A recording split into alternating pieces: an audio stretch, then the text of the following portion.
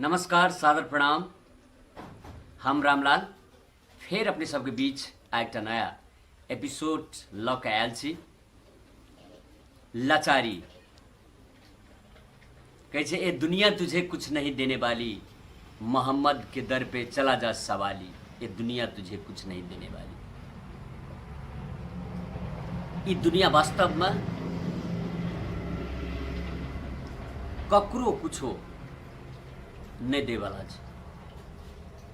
अहाँ के चल गेला के बाद एहि दुनिया में सब चीज एही दुनिया में रहते, तकर बादे अपने सब ऊपर जाब।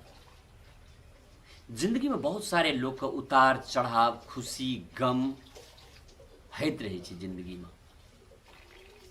कोई रोडपति से क्षणिक में करोड़पति भए जाए छे, कोई करोड़पति से रोडपति भए जाए छे। ककरो